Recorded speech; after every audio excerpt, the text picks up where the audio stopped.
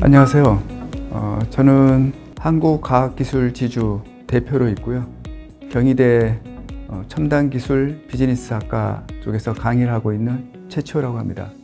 적합한 투자사를 찾았으면 그러면 어느 정도의 금액을 투자받는 게 좋은지, 너무 과소하게 받아도 어려움이 있고요. 과도하게 많은 금액을 받는 부분도 지분 희석이 많이 되기 때문에 그런 영향도를 이해하면서 나중에 상장해서 공모할 때, 시리즈 C, B, C 할 때 들어오는 필요한 돈과 그다음에 그 기업 가치 부분들을 연계하면서 지분율을 한번 계산해 보면 필요한 돈이 어느 정도 되는지 이 부분을 확인하고 난 다음에, 특히 이제 창업 기업 내에 CFO, 재무 책임자가 있으면 그분하고 계속 소통을 하면서 이 부분을 확인하고 필요한 적정 금액만 받는 부분들이 필요하지 않을까. 그 적정 부분은 후속 투자의 유치가 가능한 성과가 창출이 돼야 되지 않습니까? 이제 돈을 받아서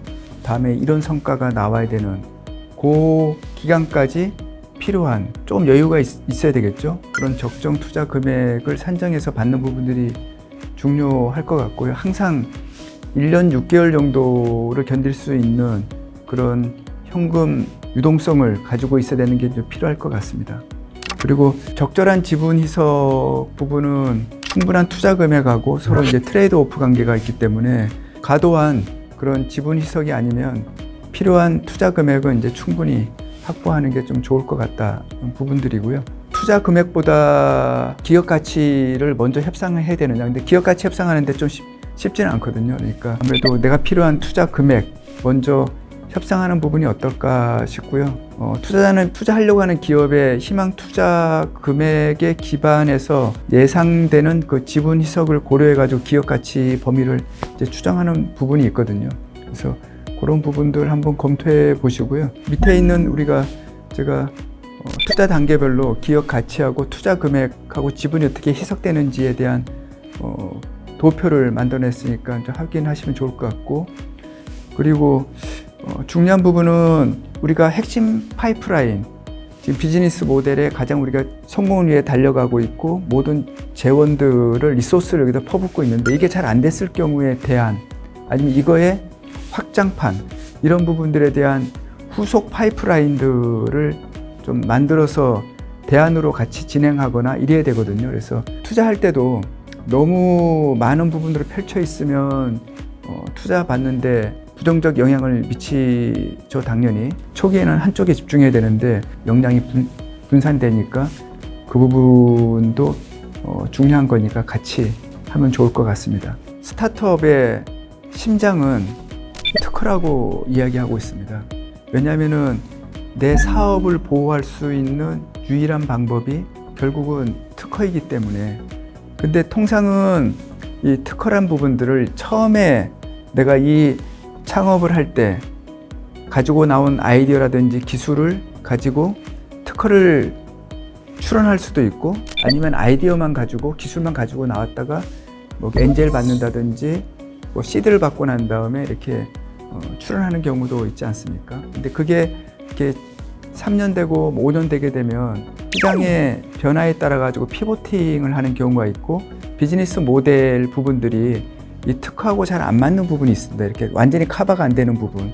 그러면 이게 경쟁 제품이나 서비스가 나왔을 때 나의 특허를 가지고 그걸 공격을 하지 못하거든요. 그 부분들은 지속적으로 이런 내 비즈니스 모델을 충분히 커버할 수 있는 특허를 확보하고 있는지가 굉장히 중요한 부분들이고요.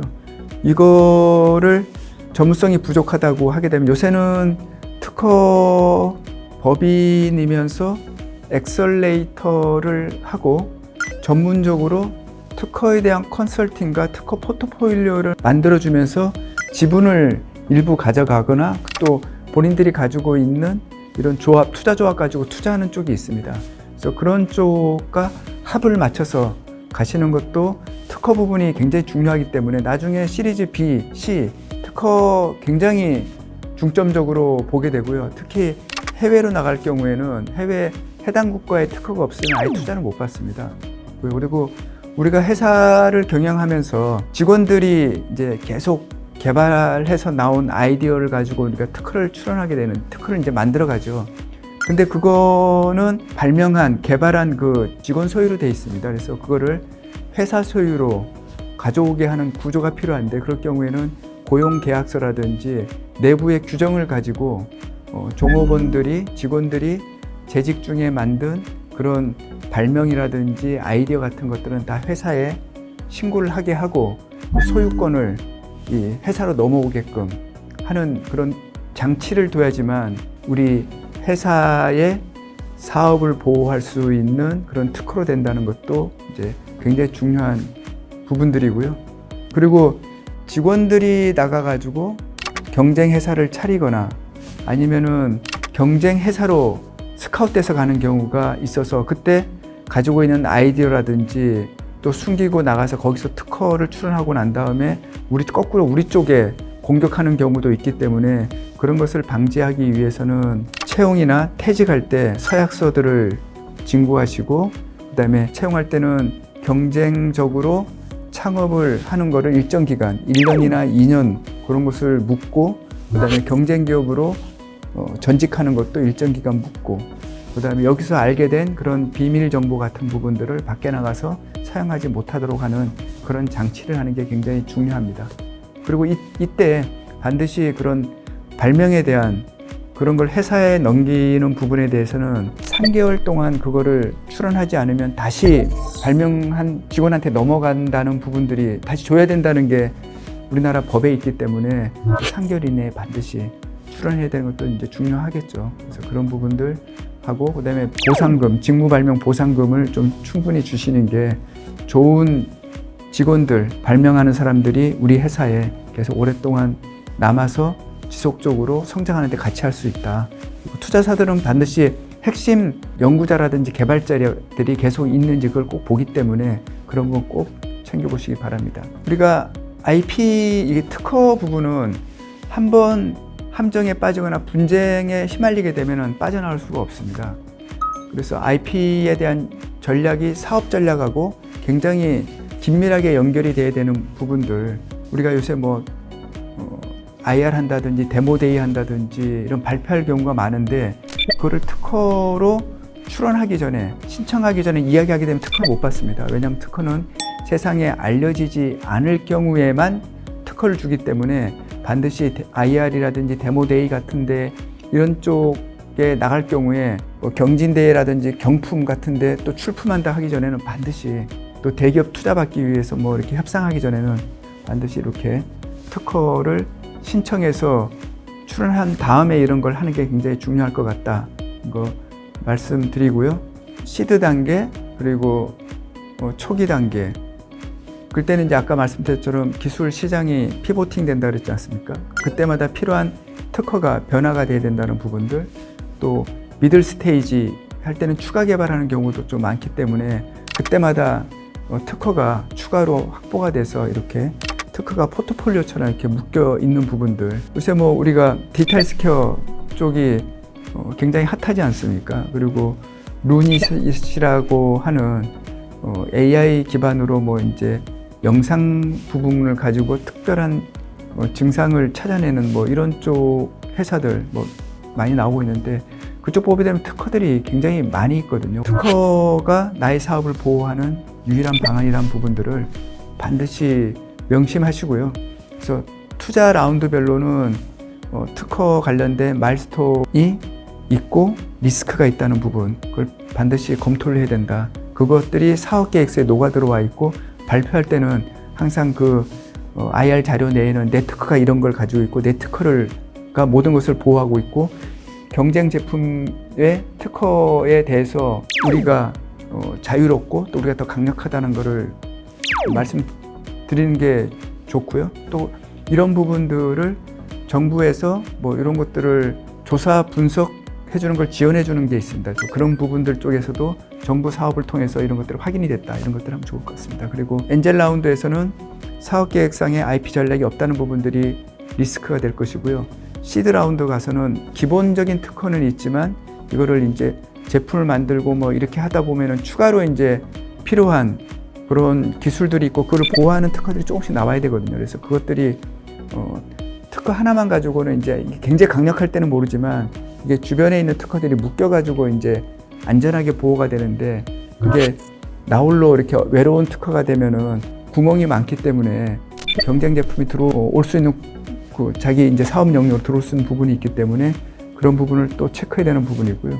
아까 시리즈 A 같을 경우에는 그런 보유 특허하고 비즈니스 모델이 불일치하는 부분들, 그다음에 핵심 인재가 이제부터 유출되는 그런 부분들을 아까 이제 막는 방법도 말씀드렸고, 시리즈 B가 되면 이제 경쟁사가 자기가 가지고 있는 특허를 가지고 그다음에 사업을 확장하게 되는데 나하고 영역이 이제 겹칠 수 있는 부분이 있는데 이때 그쪽에서 가지고 있는 특허 부분들을 검토하고 내가 가지고 있는 특허를 검토해서 사업에 영향이 없는지 뭐 이런 부분들, 그리고 내가 이제 상장이 되는 경우는 이제 세상으로 나오는 부분이기 때문에 그러면 경쟁사라든지 아니면은 특허를 가지고 이런 기업을 공격만 하는 그런 회사가 있습니다. 그랬을 경우에 이제 특허를 침해한다는 경고장도 오고 뭐 이렇게 되는데 그때 당황하지 마시고 내가 특허를 잘 보호해서 문제가 없으니까, 그래도 보호했어도 더 원천 특허가 있을 수도 있으니까 그럴 경우에는 정부에서 지원해주는 이런 지원 사업들을 찾아보시고요. 그다음에 해외에서 사업을 계획하고 있다, 제품을 수출하게 하겠다라고 하면 그 수출하려고 하는 해당 국가마다 특허를 확보해야 된다는 게 굉장히 중요합니다. 그리고 우리가 이제 대학 쪽에서 기술 이전 받고 뭐 CTO가 대학에 있는 뭐 그게 대학원생이나 누가 왔을 경우에 나중에 일정 기간 있다가 대학으로 돌아간다 그러게 되면은 굉장히 어려워지는 경우가 있거든요. 그러니까 그런 부분들에 대한 방지 장치 또 좀 해주셔야 될 것 같고요. 그다음에 스톡 옵션 부분들을 잘 활용하는 것도 굉장히 이제 중요할 것 같습니다. 그리고 마지막으로 말씀드릴 부분들은 하여튼 자금 조달 받을 때 기업에 미치는 영향들 이야기했지 않습니까? 그리고 투자금을 받게 되면 책임이 많아진다는 부분, 지분은 줄어든다는 부분, 그다음에 투자 계약 잘못해가지고 우리 기업을 넘기게 되는 그런 경제 매각 사례도 이렇게 전자신문에 나오니까 이 부분은 아마 CEO, 이제 창업 벤처 CEO가 여태까지 처음 보는 그런 상황이거든요. 그런 계약서를 본 사례가 이렇게 없기 때문에 전문가 자문을 이제 거쳐야 되는 게 중요할 것 같고요. 지분율 민감하게 계산해보고, 그다음에 이제 투자한 사람들이 나의 경영에 이제 많이 참여하고 간섭을 많이 하고 동의 뭐 이런 것들 많이 받게 되는데 그거를 최소화하는 게 굉장히 중요할 것 같습니다. 그리고 연대 보정하시지 마시고요. 요새 이제 그런 일은 많이 줄어들었지만 그 가장 중요한 부분은 나하고 합의 맞고 나의 성장을 지원해 줄 수 있는 그런 경영 철학과 투자 철학, 그리고 그 사람의 선한 영향력을 가지고 있는 사람이 이제 평판 조약은 나오니까 그런 사람과 투자를 받고 계약서를 하고 계약서는 전문가 자문을 받는 게 굉장히 중요할 것 같습니다. 저는 교회를 다니고 있고 이제 성경책을 많이 읽는데 좋은 문구가 있어서 마지막으로 말씀을 드리고요. 전도서를 보게 되면은 빠른 경주자들이라고 해서 선착하는 것도 아니고 용사들이라고 해서 전쟁에 승리하는 것들도 아니고 모든 시기하고 기회는 주어진 부분이니까 이 부분을 어떻게 잡느냐, 이게 굉장히 중요한 부분인데요. 준비된 사람한테 기회가 온다라고 생각하고 있고요. 또 성경에 보게 되면은 하나보다 둘로 인해서 또 유익함이 더 커진다는 부분도 있는데, 예전에 내셔널 지오그래픽인데 보게 되면은 바다 거북이 모래밭에다가 알을 묻고 이제 바다로 나오게 되지 않습니까? 이렇게 하나만 묻었을 때는 한 30% 정도가 살아서 바다로 나오고 두 개를 묻었을 경우에는 한 70에서 80%, 그다음에 이제 4개 이상 됐을 때 모두가 살아서 나온다고 합니다. 각자 역할이 있기 때문에. 그래서 홀로 성장하는 것보다는 기업을 지원해 줄 수 있는 그런 협력 생태가 구축되어 있는 쪽에서 성장하기, 그리고 제가 여태까지 말씀드린 이 부분을 잘 살펴서 모쪼록 성장하시고, 또 그런 부분들이 너무 경제적 가치에만 몰입되지 말고 한 단계 더 인류를 위해서, 사람들을 위해서 기여한다는 그런 대의적인 비전과 철학을 가졌으면 좋겠습니다. 이것으로 오늘의 세미나는 마치고요. 경청해 주셔서 감사합니다.